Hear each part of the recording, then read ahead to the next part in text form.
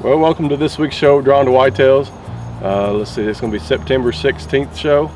And we had a great weekend this past weekend, weather change. And Mr. Yancey was behind the bow and I was behind the camera. And we had a great encounter. Yeah, we did. It was an awesome hunt. I mean, first time I've sat in a tree this year. And actually your second time. Mr. Case. We had a good encounter. You had a really good encounter last week, but it was a little bit warmer when you and Case was in the tree. So, but yeah, we had an awesome hunt, and it was just a really awesome weekend. So, without further ado, let's just jump right into the action. Thanks for watching. Welcome to Drawn to Whitetails. It's September the 12th, and me and Drew's fixing to head out to the stand. Really, I don't usually hunt this early in the year. We're not hunting any particular buck. We're just kind of getting out and getting God's creation tonight. And we had to kind of switch gears because the farm we was originally going to tonight is still, the corn's still in it. They didn't get it out. I thought they'd have the corn shelled by now. And the wind's coming out of the north. We've had a big cold front here in Kentucky. It come through yesterday, and it's about 66 degrees, winds out of the north. It's supposed to get down to like 46 tonight. So, I mean, it's just a beautiful afternoon. So if we're not gonna do anything, we're gonna go out. We're going to sit there and we're going to have a good time and just enjoy what God created. And you know, it's just a beautiful evening. So stick with us here. Let's get 2015 deer season kicked off. So anyway, if we get a chance at a doe, we fix and get her. So anyway, thanks for watching. Here we go.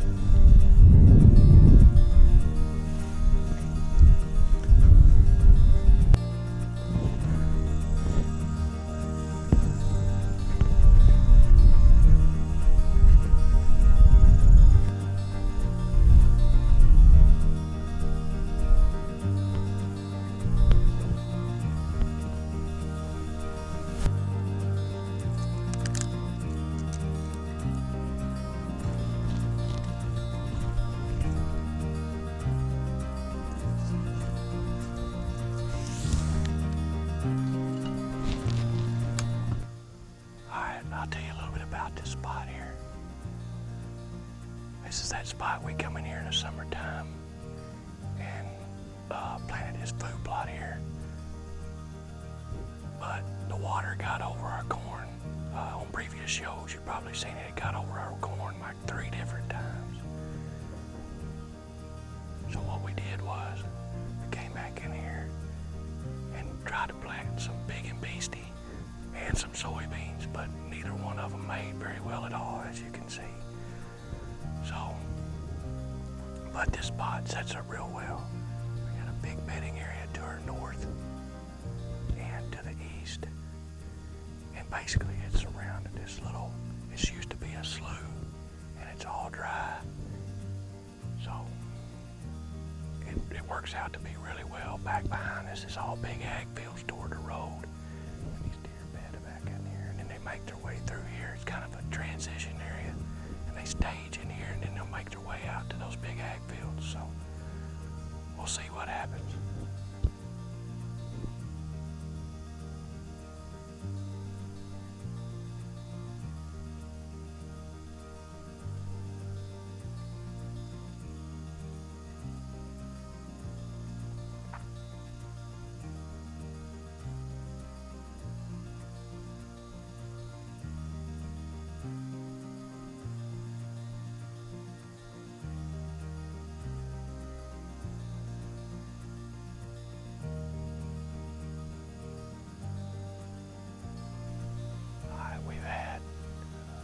Let's see, a doe and 2 little ones come into the food plot. And I think she caught her wind. I know she did. The wind's coming out of the north and it's blowing like this. But I think what it's doing, it's swirling a little bit. It's coming over and it's swirling back, because every now and then me and Drew can feel it hit us in the back of the neck. She picked us up. I know she didn't blow or anything. She just kind of trotted off over there. There was another 2 deer about 75 yards across here. They didn't ever really spook. They just kind of eased off. But we still got plenty of time, so we'll see what happens. Hope for the best.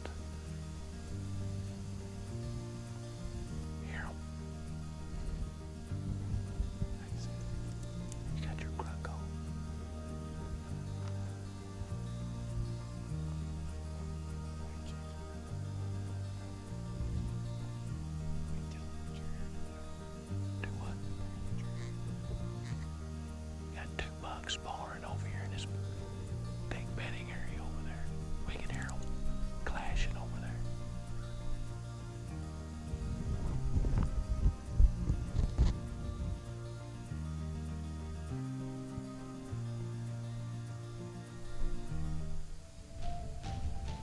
He's gonna come right down through here.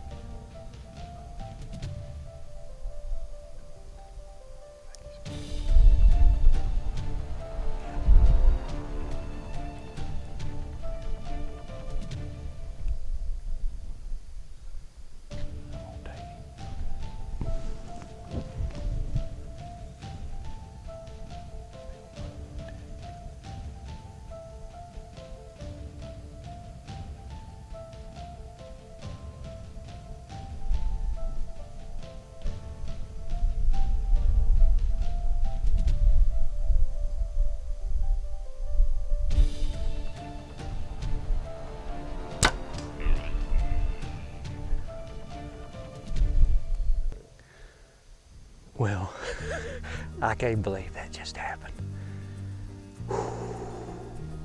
We got a big buck on the ground. The shot was a little high, but we dropped him, as you can see, and I had to put another area in and finish him off. But holy smokes, this is the second time in 3 years that I've sat in the stand for the first time of the year and killed a deer. I can't believe this, but that just goes to show you, you get this freak cold front. I mean, it's September the 12th, and like I said, it's gonna get down like 46 tonight, and these deer are moving. But I think I know which deer that is. I think he's at least 4.5. But we're pumped. First time drawing the whitetails. Got it done. All right, we're gonna get down here and go take a look at him. Stick with us. Okay, we're out of the tree. We ain't got that far of a tracking job. He's just laying about 30 yards right there. Let's go over and see what we got.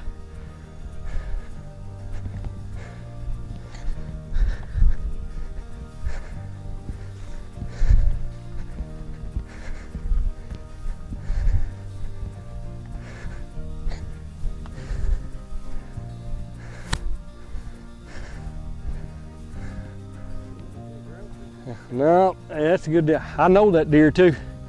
Oh yeah.